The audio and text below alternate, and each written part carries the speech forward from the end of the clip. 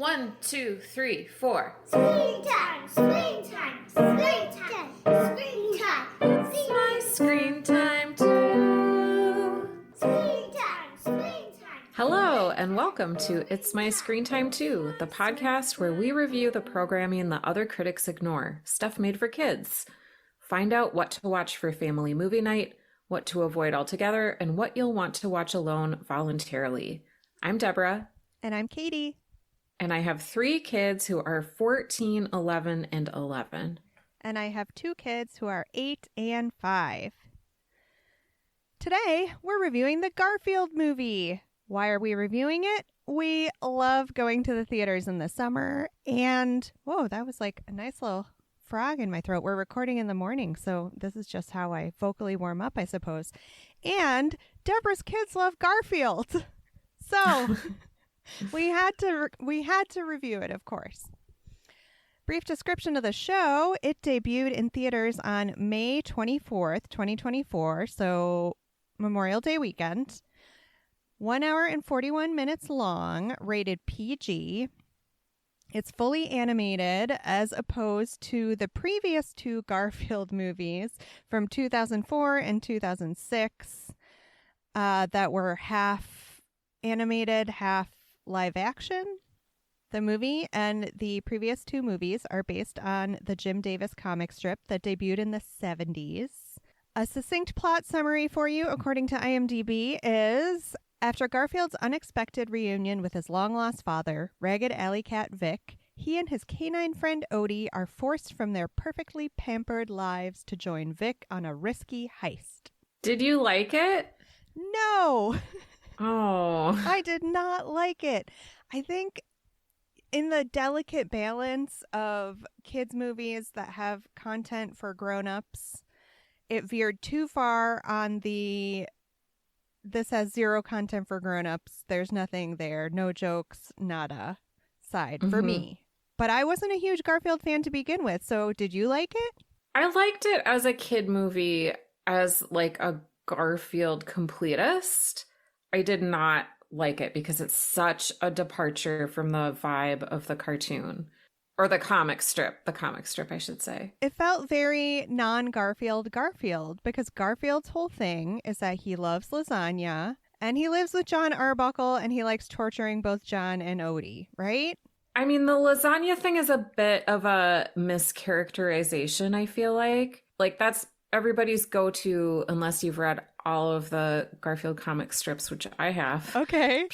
Pizza actually figures in way more to Garfield's diet than lasagna. I think people just like that image of him like shoving a whole pan of lasagna into his mouth, but that doesn't happen very often in the actual comic strip. I would say Garfield is about depression, social anxiety, food issues, and loneliness, which doesn't really make a good kids movie. So why don't we flip-flop our formula, because you brought this up, and you just tell me, why is this for grown-ups? Well, the movie I would say is not, because the movie is trying, like, there are elements of Garfield that are zany.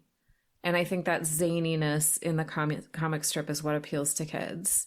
And so this movie tried to capture that zaniness. I mean, it was like super energetic. There was a lot of action. Like, there's no action in the Garfield comic strips except like once in a while they like peek outside and there's some kind of activity, but like John and Garfield and Odie like don't really do that much. What in this was made for grown-ups, in your opinion? I agreed. Nothing at all. There were a couple good Jim Davis gags that I thought were cute, like ways to work Jim Davis's name into the script. So that was fun to see. But other than that, really nothing. I know that we value co-viewing highly on this podcast, but dare I say that this is a good kids movie that you can just maybe have the kids watch at a sleepover or like when you're not around, and it's perfectly fine, but you don't need to be present. Yeah, I liked the characters. I liked the storyline. Did you?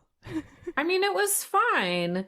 There's a twist that surprised me, but I just didn't think it was very Garfield-ish. And like a major complaint that I have is that like where was Arlene? Where was Liz? Where was Nermal? Is that its name? Right. The other cat is Nermal? Yeah. Okay. I mean, this was like female Garfield character erasure. That's true. It's like as if they were deliberately trying to fail the Bechdel test. Because Liz could have been a really good component. I have to confess that I don't remember who Liz is. Liz is John Arbuckle's girlfriend, and she's a veterinarian. And so she and Garfield have a very, I don't know if adversarial relationship is the thing, but like they needle one another a lot. Okay. So she's Jennifer Love Hewitt in the other movies? I guess. Yeah. I haven't seen those either, but I just know I saw Breckin Meyer and Jennifer Love Hewitt when I was doing research for this podcast. Okay. All right, well, let's go back to why isn't this for grown-ups, because we're already covering that quite a bit. The plot was all over the place. So Garfield's kitten adoption story is in there, and it was fairly straightforward and cute, right? Garfield and John meet for the first time. Especially because Kitten Garfield is so adorably drawn. Extremely adorable. But then it was Garfield reuniting with his dad, some villain cat who was not even really connected to Garfield at all, and her backstory, and then a love story between two bovines, and then a little Chicken Run ripoff with a farm security guard. So it was just, to me, not very coherent, and I think you just really hit the nail on the head earlier when you said it felt very non-Garfield. And the rhythms felt maybe a little bit like that of a comic strip in that it was just a gag delivery system, and you would feel like exposition, setup, punchline. It was like a 6-panel structure ported directly over onto a movie. And that is just not what movies are. Like, if you want to do that, then make a series of 5-minute shorts for Disney Plus and have 20 of them on the service. You don't need like a whole hour and 45 minutes. Yeah. So I think I talked about this on another podcast recently, but like in the screenwriting credits, it had 3 people and it listed the first 2 people connected with an and then it listed a third person with an and, but it was like not an ampersand. It was the word and written out. And like I recently learned that means like the first pair were maybe like the primary people, and then the third person who looks tacked on was maybe hired to like punch up the script or like change it to meet the studio's expectations or something. And this, I wonder what the original creative vision looked like for this, and how much of this was done like, oh, because we need to make the focus groups laugh more. How much do you think they had those early 2000s Garfield movies in their head as something that, for lack of a better phrase, counted as canon? And they were like, well, we can't possibly tell the same inside story of Garfield and his life with John and, I'm sorry, what was John's girlfriend's name? Liz. We can't do that anymore because we already did that in 2 movies. So kind of in a similar way that we were talking about with Kung Fu Panda 4, how when the franchise is getting a little creaky and you've told all the stories you can tell in the familiar environment, a tried and true strategy is to take them out of that and tell a new story.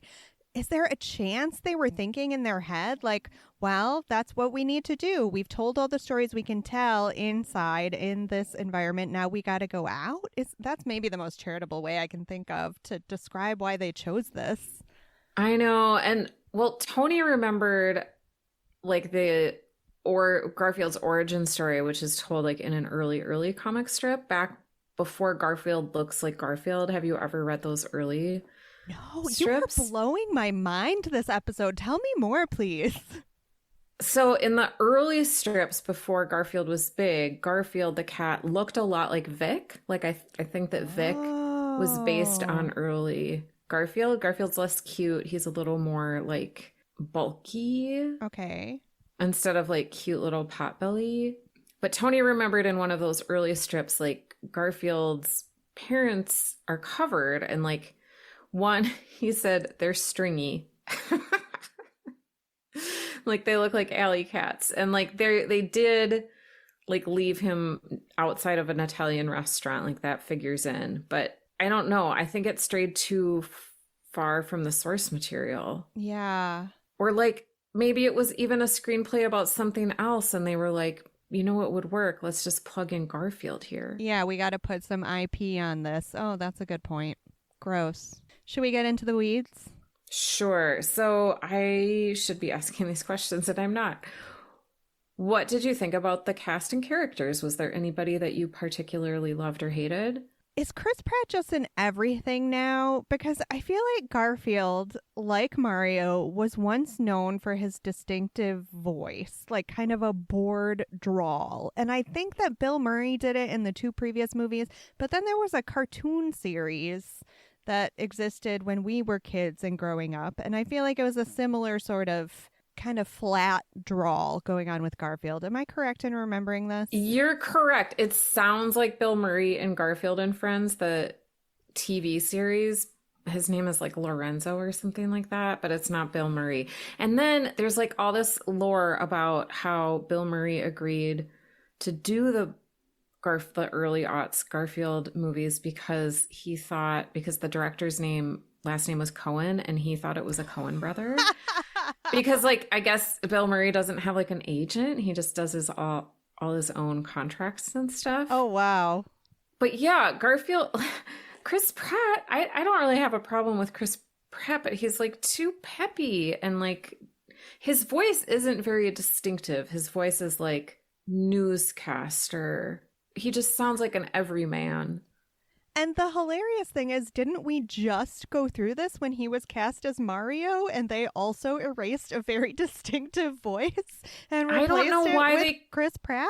Why do they keep casting him in these roles? I don't know. Again, to try and be charitable, let's try and erase like the past 15-ish years of Chris Pratt's career, like everything from Guardians of the Galaxy forward. So like no Guardians, no superheroes, no Jurassic Park. And if they were sitting around a table brainstorming what voice actors they would want for Garfield, I can kind of see them being like, oh, he's like Andy from Parks and Rec, like kind of a schlubby guy that's just like, well, whatever. So if that is the Chris Pratt you have in your head, I can maybe make that connection. But where have you been lately? Right. I did think that Samuel L. Jackson as Vic was very good. I liked him a lot. What did you think? I'm going to put my hypocrisy on full display here and say his voice was too distinctive for the role. And I found it really hard to not be picturing Samuel L. Jackson in my head as he was talking as Vic, which I found distracting, but your average kid would not because they've never seen Pulp Fiction. Yeah, my kids didn't know who Samuel L. Jackson was, so that's funny that you thought that. Can we talk about Marge? Yeah. Okay. In the movie, when Marge comes on, Tony like leaned over and he was like, I recognize that voice. Where do I recognize that voice from? And I was like, it's not the voice, it's the accent because she sounds Midwestern. And I think she's supposed to be Wisconsin because they're in this like cheese factory. There's so much cheese and it's like a dairy farm. I think it's got to be a riff on Wisconsin, but she could have passed as Minnesotan, I think. Yes, it's a very, very distinctive accent, that's for sure.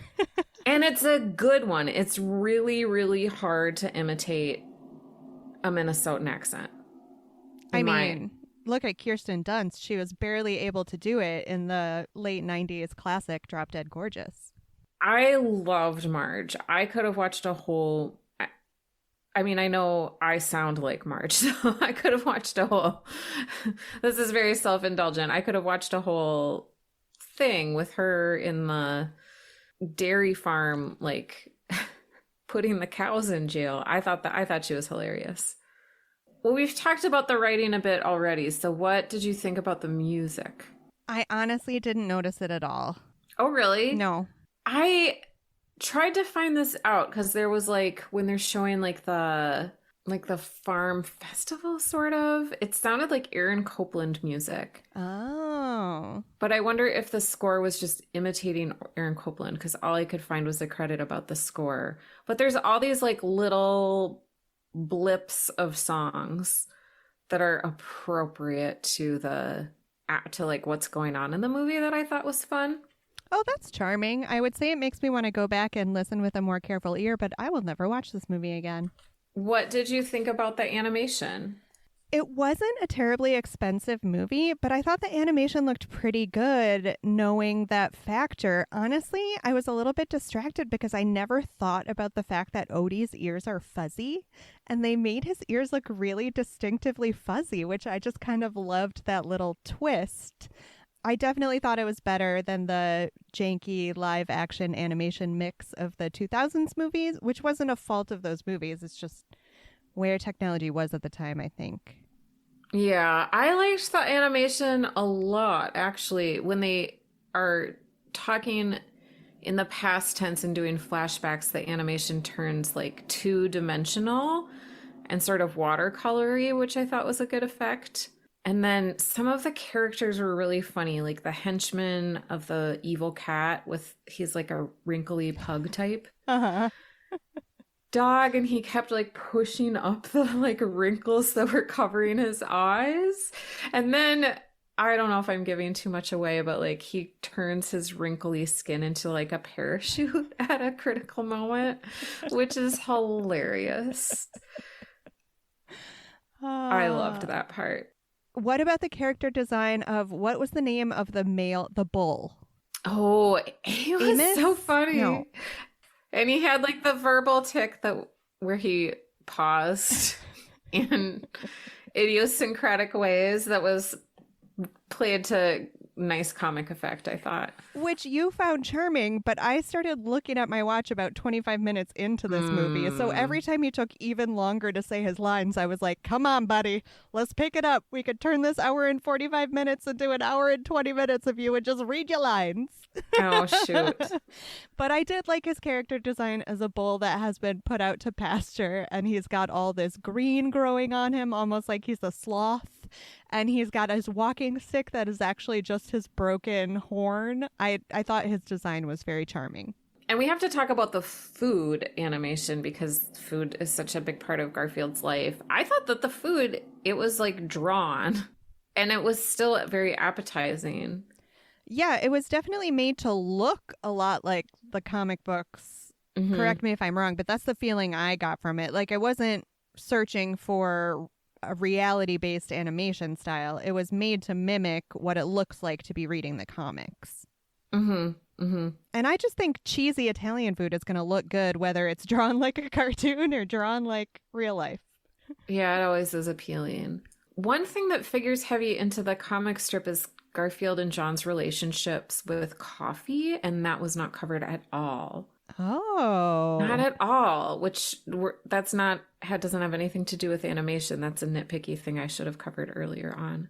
Interesting. Do you think it wasn't intentional, like parents don't want their kids asking for coffee, let's cut this out? I suppose, and there's so many like dangerous levels of caffeine and like Panera lemonade now. Maybe oh, wow. Maybe it would have to come with like, you know how movies come with a warning like mild violence, cigarette smoking, maybe it would caffeine consumption. Like, extreme caffeine consumption. It is a drug, Deborah. I say as I slurp down my morning coffee. Speaking of food, what did you think of the product placement? Because there was clearly a partnership with Olive Garden, because an Olive Garden box featured prominently as they were going through the fridge, even though it seems obvious that Garfield's preferred Italian restaurant is Mama Leone's. And then there was a very conspicuous scene in which they ordered some gear from Walmart. Yeah, that was like... And then it was delivered ad. by FedEx. That wasn't product placement. That was an ad. Yeah, it had nothing to do with the movie. They just had to let us know that they were using the Walmart app, and then FedEx delivered their package. I mean, I guess it's a small thing to complain about, but it was not even gently integrated into anything. It felt very jarring. That was another conversation I had with my kids as we were leaving the theater. Like, Tony commented on the overt product placement, and I started to explain, and he was like, yeah, I know what product placement is. But Mom, it's not going to make me want to buy any of those things. And I was like, okay, well, that is good that you as a consumer know that what they're trying to do and that you can resist it. I guess I'm a weak-willed person, so maybe had it been integrated well, I could have easily been swayed. Like maybe if all the Italian restaurant scenes had been happening in Olive Gardens, I would have emerged with a more positive view of Olive Gardens. So maybe I should be glad it was as clunky as it was, because I'm susceptible to that. I am susceptible too. Like, now just talking about it, I haven't been to Olive Garden in like 20 years, but I kind of want to go. I know, right? Just for like a very simple, easy, giant pot of pasta with sauce and some breadsticks. Yeah, and their salad dressing I remember as good. Yeah, that was definitely a must hit up high school spot for their endless salad and breadsticks. So what makes this movie okay or good for kids? I think it's kind of a fun romp. I mean, I suppose the theme is kind of heavy, like fatherhood, abandonment, but it has like a nice little wrap up at the end. And what's it rated? PG? That seems appropriate. Yeah, I think it's pretty good. How long do you think that like baby Garfield was actually huddled in that crate before he made a break for the Italian restaurant? Like, let's break down this abandonment. How long do you think it actually lasted? Because I was like, oh, maybe 90 seconds, like very quick before he was like, I'm scared. And then he found his like beloved life partner, John. It didn't seem like that sad a story. Yeah, that's true. Yeah, he probably wasn't in that crate for too long. It's just a bunch of classic physical gags strung together. Like, I think that's perfectly fine for kids. Like I said, if you're looking for a way to give them some independence in what they're watching so they don't maybe feel quite as hovered over by their parents, this might be a good choice. Like, I don't think they're going to come away with it with anything actively bad, which leads me to what would make this inappropriate or otherwise bad for kids. Is there any fringe parental backlash to Garfield as glorifying sloth or gluttony? Have you experienced any of that in your like apparently decades-long Garfield love? I mean, I have definitely watched parents at the public library forbid their kids from picking up a Garfield book. Wow. Which might be more like in the vein of like comics aren't good for reading than it has to do with like the actual content. But like the Garfield comic strip is inappropriate and otherwise bad for kids because it's like so anti-fat. It has so much anti-fat bias. I mean, because it's ran all the way through the 80s, so there's like so much diet talk, right? So much body shaming, which I don't like, and I've talked about with a bunch with my kids. And then there's like the animal cruelty, like Garfield's always like kicking Odie off a table and like, I mean, abusing Odie, which there's none of that in the movie. I'm sure they couldn't include any of that in the movie. Yeah, Odie finally gets his due as like the key member of the duo. Move over, Garfield. Odie's the star. So in this movie, I didn't find anything that's inappropriate or bad for kids from the comic strip. That just didn't make it into the movie. Clearly, it was a deliberate choice. Yeah. By the filmmakers. Yeah, exactly. Do you feel like in your kids' experience reading a lot of Garfield comics, like it's been a heavily mediated experience on your part, like having to talk about these different problematic themes? I mean, it was until Tony learned how to read reading Garfield. Like Garfield taught him how to read because like he got into Garfield around the same time that we had our twins. And so he was left to occupy himself a lot, and he occupied himself with Garfield books and like started sounding out words. That is adorable, and what an endorsement for Garfield. Yeah, but then after that we didn't have any of like the body positivity talk. Yeah, so maybe good to do a little bit more of a balance. But Tony seems to have come out okay. I think it all worked out. What adult movie or show does this compare to? Did you ever see the 2016 Keegan-Michael Key and Jordan Peele movie Keanu? Mm-mm. Oh my gosh, I highly recommend it. It's all about them rescuing an adorable kitten and all the Oh. dangerous hijinks that they get up to trying to rescue the most adorable kitten you've ever seen. So that's what it made me think of. How about you? Nice. It made me think of the Back to the Future trilogy because Marty McFly has some like dad issues. And also there are a lot of vehicle and train action sequences. That's true. How did you cast the gritty HBO reboot? Okay, so I was so annoyed by Chris Pratt's voice that I was thinking of someone that could give like a better, more deadpan voice that is maybe not as problematic as Bill Murray is these days. And I was thinking about Parks and Rec and the whole Andy Dwyer connection. And then I hit on obviously Nick Offerman would be an awesome choice for Garfield as he points out the indignities of the things that Garfield has to do in everyday life. Oh, he would be better than Chris Pratt for sure. I was also trying to think of like who's the millennial Bill Murray. And I think it might be Donald Glover. Oh, that's interesting. He can have quite a deadpan voice as well. He's so deadpan, especially in that one, like the assassin movie or assassin show that was just on Amazon. Did you watch that? Mr. and Mrs. Smith. Honestly, we made it to the Parker Posey episode and we couldn't get through that one. So I think I might just have to skip that episode and move on. Okay, well, I would cast him, and then I would cast Kerry Washington as Liz the vet, because she does know-it-all really well. She does. She's an excellent know-it-all. And then I would want Wes Anderson to direct it, and then I would have Rebel Wilson voice Arlene the cat, and I would have the soundtrack be all Bon Iver and Sigur Rós. Okay. Like, we need like the Depression Garfield version of the film, I think. Can we just have someone else direct it? Because you lost me at Wes Anderson. I knew I was going to.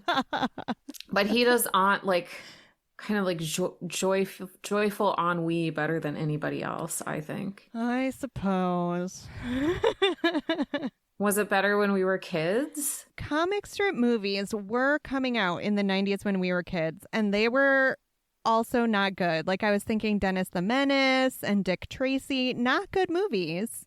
But we did have the 80s musical version of Annie, which you know I have fond feelings towards. So I'm going to say it was better when we were kids. What do you think? Okay. That's a tough one. I would say no, not better when we were kids. I think we both know we're not going to watch this alone voluntarily. So How would you rate this movie on a scale of 1 to 5 stars? By our criterion that it needs to be something that we as grown-ups don't hate, I give it a 2. Okay. I would say 3. See it or skip it? For kids, sure, see it. If you can avoid it as an adult, skip it. Yeah. Thanks for listening to our review of the Garfield movie. Next week, we'll be back with a rundown of the summer movies we're excited about. If you enjoyed our show today, please recommend the show to one friend you think would enjoy it too. We love growing our community of parents for sanity and screen time. Never want to miss our up-to-the-minute thoughts about screen time? Head over to our website at myscreentime2.com. Tune in next time for more real talk about the movies and TV we watch with our kids because we have to, and sometimes because we like to. Bye! Bye.